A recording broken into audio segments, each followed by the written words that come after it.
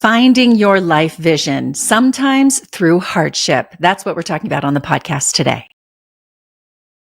Hi there, friends. It's Natalie. Welcome back to the podcast this week. Today, I have a really great guest for you. Before I introduce her, I want to thank you because I'm coming up on 2 years of podcasting, and it's because of you that this little show is growing and helping other people. I just feel so blessed to have the opportunity to keep learning and to keep interviewing people and to have you supporting and growing right there alongside me. Today, I'm talking with Carey Conley. She's a speaker, coach, and all-around powerhouse who firmly believes in the power of a clear life vision, just as I do. Carey's story is one of resilience and inspiration. She has faced some challenges beyond what most of us will ever face, and I'm going to let her tell you that story. But through it all, she found her purpose, and she's here to help you find yours. We're going to dive deep into some really important topics: depression, anxiety, the hurdles that young adults are facing in today's world. But don't worry, because Carey comes armed with wisdom and some very practical resources, including her podcast and her book. So here is what we are going to talk about today: why having a clear vision can be a game changer for personal growth and success. Also, the real deal about depression and anxiety, how they impact us and how they impact the people around us and their families. Also, why it's critical to reach out for help and how to do so. Also, how finding your purpose, even in the midst of crisis or hard times, can lead to personal growth and the chance to make a difference for other people. If you're enjoying this podcast and you're still here, so I'm assuming you do, and if you love it as much as I do, hit that subscribe button. And while you're at it, share it with someone, family member, a friend, anyone you think could benefit from a little bit of inspiration. Let's get started today with Carey Conley. Carey, thank you so much. It's so nice to talk to you. We've traded messages for years. We're from the same area, yes. But when you reached out to me and told me more of your story, I knew that you were just going to be a perfect guest for the podcast. Well, I'm thrilled to be here. And like I said, I feel like I've known you for years. You just met me, but watching you all those years. Well, this is a joy to be here with you. Thank you. Well, your story is so inspiring. And I know when you go through a hardship in life, and I can't even imagine the hardship that you went through, but you had to make a choice at that point, that pivotal point, to do something with that hardship. And now it's become your life purpose. So give us some background. So thank you, first of all, for having me. And little backstory is that I have been a speaker unofficially and officially for over 30 years. And my topic and my area of expertise is the importance of having a really crystal clear, beautiful, powerful, inspiring vision for your life, because most people don't. And that scares me. And I'll talk about more why that is. But officially, I stepped into it about 12 years ago, started speaking at little women's luncheons and, things like that. And then I started coaching. And it took off. Now it just, I knew I was stepping all into what God wanted me to do. And it just all of a sudden I had all these clients and I was getting on bigger stages. And unfortunately, during that time, my husband and I had just become empty nesters. So we had a son that was getting ready to come out of college and a daughter that was going in. And the summer my son graduated from college, my husband took his life. It was July of 2014. And it became a whole different mission that I was on, teaching people about the importance of having vision. And then unfortunately, 3 years after his passing, I lost my 25-year-old son also to suicide. So you can imagine, what that does, where you just start asking, like we were talking about before we got on here, what am I doing? What does God want me to do with this? And it was a very, very trying time, as you can imagine. But my daughter and I just kind of locked arms and started speaking together. We co-authored a book together 2 years after my son passed, called Keep Looking Up. And then she decided to get married and start having babies, so she doesn't speak with me very often anymore. But but I still do. So thank you for asking. It's been hard. How did your mission change? So you were helping people before. When did that light bulb go off that this is how I'm supposed to help people? And how did you deal with that in the midst of devastating life change? So a little bit more backstory. So when I was in my late 20s, this was the early 80s, we were all doing what we were told to do. Get the good job, get the college degree, the good job, all the things. And we did that. But I wasn't doing the 9-to-5 thing very well, Natalie. So I had a mentor enter my life that told me that I could create my life to look like however I wanted it to be. I just needed to get very, very clear on what that was. And so I took a day off of work one day and got a journal and started writing out in, every area of my life what I wanted it to look like, where we wanted to live, where we wanted to travel, what kind of mom I wanted to be, all the things.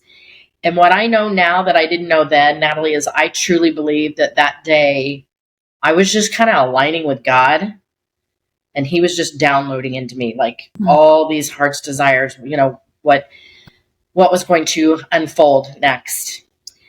And the reason I know that is because on that day, for the first time ever, I wrote that someday I thought I wanted to teach other people how to write their vision and how to goal set, right? Not knowing how, not knowing the vehicle. And I think that's where a lot of people get tripped up. But when I stepped into that was when things started happening and I started speaking and coaching. And after my husband passed, so at the time of his passing, I was mostly coaching other entrepreneurs, mostly female service-based entrepreneurs, how to run their business after they've written their vision. And so a lot of my vision mission at that point was teaching them how to be better business owners. Super clear, again, that I was the vision expert. That's what I talk on. But after my husband's passing, and then especially my son's, it became very clear to me that all those years, Natalie, that I've been talking about vision, teaching vision, the first entrepreneurial gig that I did was in the industry of network marketing with a company called Arbonne. So I had a lot of female leaders that I had to teach vision, right?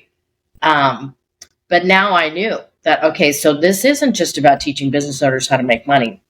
This is way beyond that now. Yeah. And, so many people are drifting through life, Natalie, and that's just not a great place to be if you are prone to depression and anxiety. So, yeah, whole different thing now.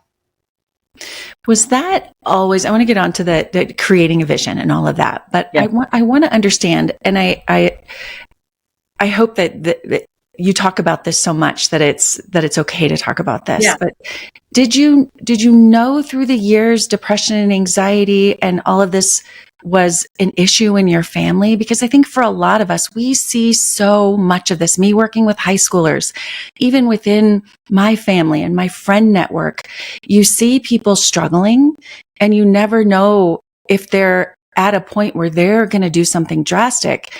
Or if, this is just the way people are. Like, did you see signs of this in your family? I always get asked that question, and it's such a complicated answer. I know it is. Here's what I tell people. I do know that both my husband and my son were struggling because I was helping them through that. Most of what they were struggling with had to deal with their professions that they were in. And unfortunately, and I hate to generalize, but I think most men, a lot of their identity is wrapped up in what they do. Mm-hmm. And so when there's doubt around that, like my husband at the time that he was starting to really get anxious was his company that he'd been with for almost 25 years was going through a merger. And he was super concerned about what was going to happen with his career, with our lifestyle that we had built, all the things. Would that be the one and only reason why he would take his life? Probably not. And hindsight is always 20/20. I can look back now and think of probably a lot of other things that led to his mentality and what I did not know. Right. Mm-hmm. I just think it builds to a point where they just lose sight of reality and start thinking that they can't go on and that the rest of us will be better off if they're not here. Right. So, but to say that I was helping them through it, I knew they were struggling. My son was making a decision to quit his job because it was not good for him. And he was super anxious about that as well. Which, by the way, we might mention was in the news business. Yes. I relate to that and the toxicity. And for people to hear at this point, of course, there's not one reason. And I appreciate you saying that. But your environment means so much. Right. And if you are putting yourself or your family members or your friends are in an environment that's not healthy and they are not healthy, all of those things can boil over. Yes.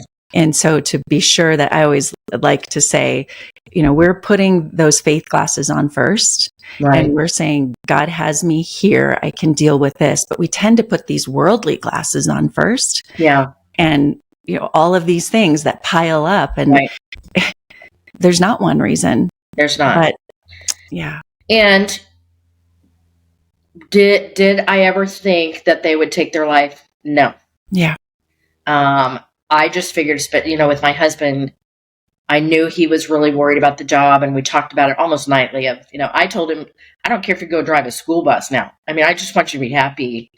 But there's just so much pride in what you're doing and what you've created. And again, so many other things happening in the background, probably from childhood and things that I did not know. Physiological things, I think, are another part of it. Yeah. But I never thought he would walk out the door one day and take his life. Right.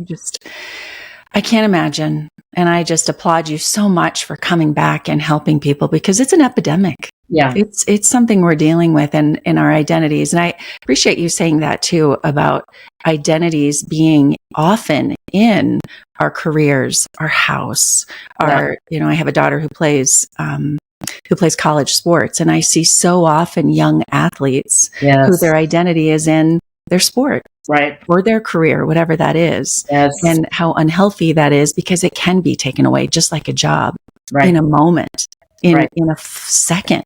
Yes. I told you I broke my arm a couple of weeks ago. I saw you. I'm like, oh gosh. Just within, I don't even remember it happening. Within a second, I lost the use of one arm, which, is nothing compared to what other people go through, but just the flash of when things can be taken away. And if your identity is in the wrong things, how quickly that can be taken away. Yeah.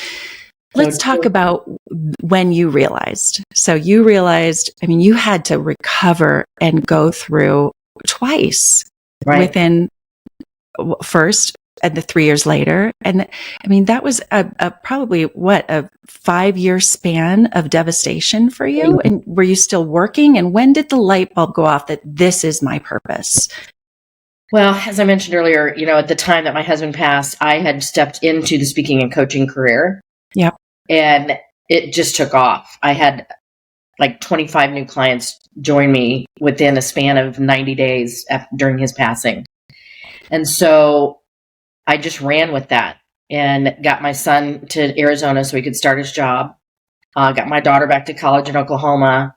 And for 3 years, we just worked on creating a whole new family dynamic, which was challenging. But it was during that time, like you said, that I kind of had to start asking the deeper questions. What am I really doing this for? And am I really on the right path anymore? Mm. The big thing that happened, Natalie, was because my husband and I grew up in Colorado, and I was a public speaker. We knew a ton of people. We went to a really big church there. People knew what was happening.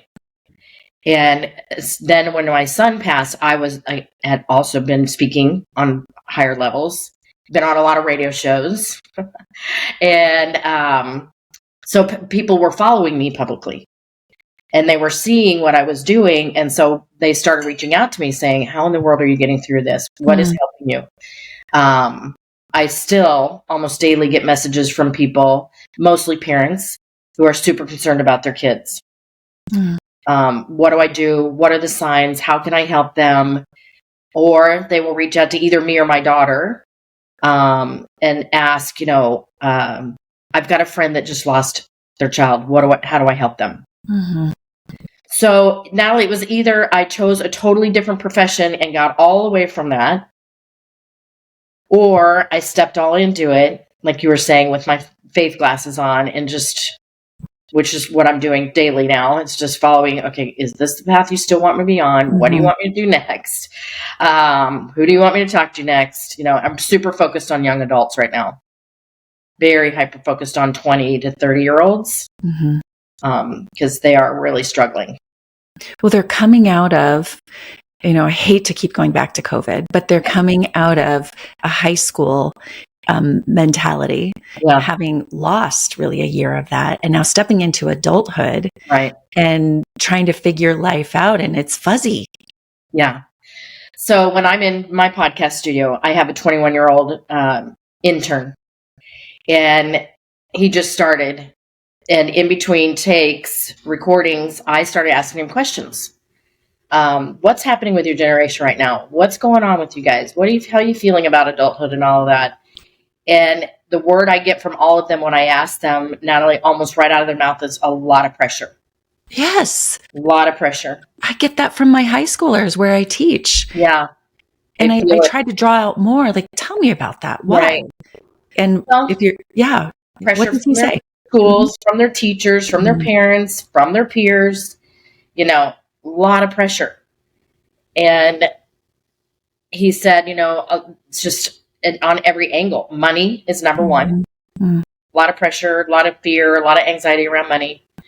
How to make money, how to get out of debt. A lot of them are coming out of college, Natalie, 6 figures in debt already. Hard way to start a life.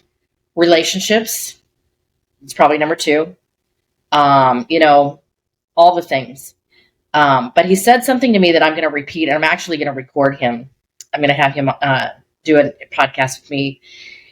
He said, I feel like I'm entering my life in a hostile environment. And I think that has a lot to do with what we have been through in the past 4 or 5 years, is that, you and I, when we came out of school, Natalie, it was a sure thing, right? Get the degree, get the job, work your way up the ranks. Not so much now, because what they've learned now is anything can happen. The world can shut down in 24 hours, right? So, I just thought that was really interesting. It was very profound what he said. That it is, and I haven't thought of it that way. What I am seeing more often is young people feeling like, I can't start at the bottom. I have to start with the job that's my dream. Yeah. And I don't know that that's an entitled thing, like people often talk about. This generation is entitled and they expect, and maybe it has to do more with social media, where they feel like, I want to be able to put it on social media that I have this job. Yep. And for me, it was coming out of college and taking a job making under $20,000 for the year, where I couldn't afford food and had to find a random roommate. And that was fine. That was kind of normal. Like, get that first job, get that second job, move, work hard. And I don't know that they're not willing to work hard. It's just this pressure, as you mentioned, to be something, almost that feeling of, I have to impress people right out of the gate. Are you looking for ways to stay energized, healthy, and help your family stay healthy? I've started taking supplements from Seeking Health, and it has changed the game for me. I no longer worry that my family is getting enough of the vitamins we need, and I know the quality of what we're taking is top notch. I take an immunity support supplement, magnesium, and several others, including electrolytes, to stay hydrated. So many people ask me about these supplements that I've made it really easy for you to find right on my website, natalietysdal.com/favorites. Also, bonus, I have a coupon code to help you save 10% on your order. You will find that coupon code on the website as well. Go to natalietysdal.com/favorites. Click on Seeking Health. I may earn a small commission if you purchase there, but that's just to help my small business grow, the website and the podcast, to keep this news and good interviews coming your way. Again, natalietysdal.com/favorites and click on Seeking Health. Yeah, I 3,000% agree with you.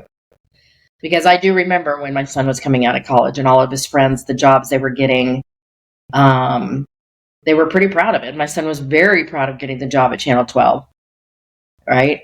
And I think a lot of that has to do with, peer pressure. I think it's also, unfortunately, wanting to make your parents proud. I think there's a lot of that. How do we advise them then? I mean, you're working now, your focus is young people. Yeah. You know, for me, it's your identity has to be in your faith in Christ. Yeah. Everything else will come later. Put it there first. Put those faith classes on. Right. But I could say that till I'm blue in the face. Right. I think those who have faith, they hear it. But how do you advise young people then to not feel that pressure? Right. So it's interesting. The more I talk about wanting to work with young adults, mostly the ones that come to me are young men in their mid to late 20s.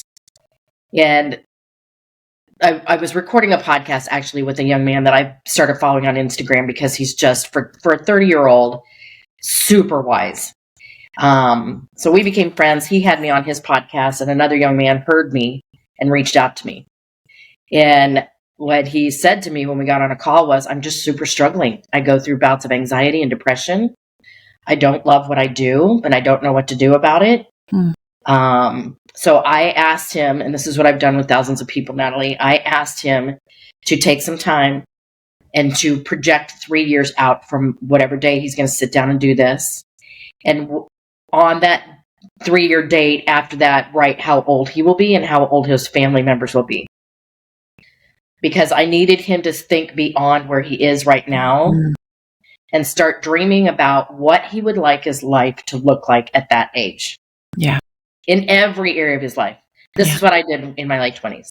Family life, faith life, fitness and health, your finances, your career, what you really want to do, what you want to do, right? Because I need them to get beyond thinking I have to do what I've been told to do and to start thinking what they really want. Yeah. Yeah. It's hard. It's very, very hard. It sounds to me like much of your audience, and I know my audience, is the generation above these people. So how can we help them? Right. As a mom, as a teacher, as a mentor, how can I help that neighbor, that student? And I love that advice that you just gave, because the advice I often try to give is the sun will come up tomorrow. I know it's hard right now, but I promise it will be better. Yeah. And that's a hard thing when you're living in difficulty, as your son and your husband and so many others are. You see in the moment instead of in the future. Right. Yes, it is hard, but I also encourage them to know that they can create something different. Yes. Because they have not been told that, Natalie. They've been told from entering kindergarten. Unfortunately, this is still the process. And you see my dog keeping us company in the background. Mine's probably back here too. Yeah. They're told from a very, very early age. Like, I'll use myself for example. I grew up wanting to be a singer and an actress, right? What I wanted to do was be on stages, sing, dance, act. And it was super cute that I sang in all the school variety shows. The message was clear that, very few people make it in that industry, and you need to get the college degree, right? Because nobody in my family had ever done that. And make sure you get a secure financial job, right? And I was never told until this mentor that that may not be the path that is right for me, and I can create something different if I want. So it's just they need other people, number one, to show them the way. So you asked how to encourage them. The best thing I tell parents is be an example. Are you living your vision? Are you following your dream? Or are you the person that's at home complaining about your job and saying you can't change it? Yeah. Right? Yeah. They're looking to you. Yeah. They absolutely are. We try to pretend that they're not, or we are oblivious to them, but doing that. But they are. They're watching every step of how we navigate our hardships. Right. Exactly. When I was raising my kids and I was doing the network marketing industry, there were so many days I wanted to quit, Natalie. So many days. But I kept going for two reasons. One, my vision of what I wanted for my family was bigger than the feeling of quitting. Two, I knew my kids were watching me. And if I quit, I was sending them the message that when they grew up and life got hard, that they could quit too on their dreams. I'm happy to report that my daughter is now 30, married, has 2 little boys, and is full on following what's right for her. Yeah. Right. Instead of following what the world told her to do. Yeah. Yeah. And then, but I read something the other day, and this resonated with me, that we often say, never give up, don't quit, all of those things. And I say that, like, keep working hard, push for your dreams. But there's something that hit me the other day that I read that was, know when to quit. Mm-hmm. When quitting means leaving the career. Right. For me, it was a 27-year career that I had built, and people thought it was a dream job, but I wasn't happy. Right. It was toxic. Yeah. And for me, being able to go, okay, God, I think you're leading me in a different direction, and being able to listen to that. Yeah. And then give up, if you want to say. I didn't feel like I was giving up. I felt like I was making a healthy pivot. Right. So I guess maybe it's, instead of quitting, it's pivoting. Yes. And knowing when to do that and when that's okay. Yeah. Or instead of pivoting, expanding.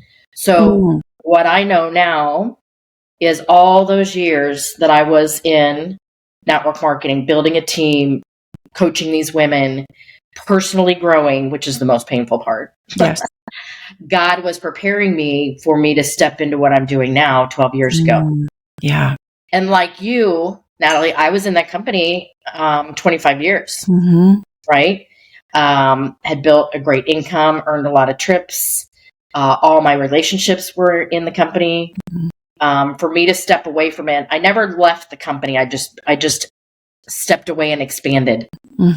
Because what I've been teaching them, I started thinking, I bet other people could use this too, right? So that's when I started working with other entrepreneurs. And that expanded into now, okay, so I very rarely coach an entrepreneur anymore unless they come to me and full on say, you are the only person I want to help me. Now I know I've got to speak on bigger stages, grow this young adult community that I want to grow. So it's never that you're quitting anything. It's always a part of the journey. Yes. Take the lessons and apply it where you need to go next. And I really want to hone in on that for a minute, Natalie, because the biggest fear, I think a lot of these young adults and high schoolers, I went in and did a vision workshop to a group of high schoolers one day. And I asked them what scared them the most. And they said, I'm afraid that if I start down one path, I'll get stuck there and I can't leave. And I said, guys, I'm 61 years old and I'm still changing directions. It's a part of the journey. Yeah. But it's a big fear they have. Yeah, it really is. But I love what you just said. It's so true that everything you did before plays into what that pivot's going to be. Right. Maybe it is a different career, but you still get to take credit for all those other things. It's going to help you. It might be a different career, but it's going to help you. Right. I could not be where I am right now without all of those experiences, the good and the bad. Yeah. Yeah. Yeah. Well, give us a couple of other nuggets of what you're working on. I love your podcast, by the way. I know you're talking with amazing people who have overcome hardships as well. There's something to learn from every one of those stories. Yes. But give us some other nuggets of wisdom and advice in what you're doing now. I think this is another thing that when I do workshops on vision and how to write it, which I just gave you a little snippet of, and I can give your audience at the end a downloadable workbook that they can write from. So writing the vision is very powerful. The second thing that I teach in these workshops, that is second thing that when I see people months or years later come back to me and they say, yeah, that thing that you taught on the front row changed my life. So I'll tell you what that is. So I get people to see their life as they're standing on a stage and they're looking out into the seats, right? In like a theater. And there's about 5 or 10 seats in every row. And I want them to think about the 5 or 10 people that they spend the most amount of time with. And after they figure those people out, I want them to rank those people based on how those people make them feel when they're with them. Not judging them as a person, just how do they make you feel? So on a scale of 1 to 10, you imagine the 9s and 10s are the people that you just can't wait to be with. Like they lift you up. They're the ones who've got your back when you want to quit. They believe in your vision. They remind you of your vision. They're probably also a little bit further ahead than you are of where you want to be. They're kind of like mentors, right? And on the opposite end of the scale, the 1s and 2s, you can imagine just suck the life right out of you, right? Mm. You can feel like a 9 or 10, but you're with them for a couple minutes and, it's over. The only people that should be in that front row that get the most amount of time with you are the 9s and 10s. If they were below a 9, they need to be moved back, right? A row or 2. And if they're below a 5, Natalie, they need to just be in the balcony or locked out. Yeah. When I do this exercise with people, it's very eye-opening because what they see is they've got some people in the front row that they need to move. And it's not easy because sometimes you are related to those people. Mm-hmm. But even allowing one person in that front row thinking, hey, it's not a big deal. They need me in their life. I know they're not the healthiest relationship. It's not doing any harm. It's doing a lot of harm. It's affecting how you feel about yourself, and it's also affecting the relationships you have with other people. Mm. So I really want young adults to hear that, because your power of association is huge. Yeah. At this stage of your life. Yep. It most certainly is. Yeah. My mom always said, the birds of a feather flock together. And right. I know that that kind of goes along with that. And I tell my kids, they get so tired of my sayings, but they'll remember them one day. Right. That you are the people you hang around. Yeah. And you want to be that positive force in other people's lives too. Right. So powerful. Well, and to be honest with you, a lot of the success that I've had in my careers, Natalie, is because I've chosen to seek those people out, those 9s and 10s, to help me accelerate. Because they're willing to do that. Yeah. So yeah. I really want, so the other thing young adults or anybody says to me when I do this exercise is, number one, they tell me they've got to move some people. The second thing I hear them say is, wow, I need some more 9s and 10s. Yeah, I need 9s and 10s. Okay, well, let's do this again. Yeah. We'll talk again, and maybe we'll go a little deeper into how to do that. Yeah. And I think that's a good second episode down the line is let's move the 9s and 10s in, move some of those other people out. And how do you do that without offending people and all of that? Yeah. Because there's a strategy to that. It's not an overnight thing. Yeah. Yeah. Absolutely. Okay. So tell people where they can find you. I'll put everything in the show notes, by the way, that download you mentioned too, but where can we find you? Well, I do have a website. It's careyconley.com. I'm all over Instagram. I have a free Facebook group people can be in that I go in and do like masterclasses and things. It's called Vision is Victory. My podcast is called Moving Through and Beyond. It's everywhere. YouTube, Spotify, Apple, all the things. And my first book is called Vision is Victory. And it's a workbook, Natalie, that literally somebody can go through. Your teenagers can do this. It's written in very simple form to write their vision like they've never written it before and to learn how to properly goal set once they've done that. So I'll give you the link that you can put in the show notes, but you can also text it to get the download by texting the word victory, all in caps, to 26786. So that downloads the book, and it also puts you in my email database so you get my weekly newsletter. So fantastic. So much good information. Carey, thanks for being so open, for helping people. You could have chosen to just hide under a rock and not share, but you're making a difference in people's lives. And I appreciate that so much. Well, doing these kinds of things, Natalie, boosts my confidence in that. So thank you for having me. You bet. Take care. We'll talk again soon. We'll do that other episode. Yes.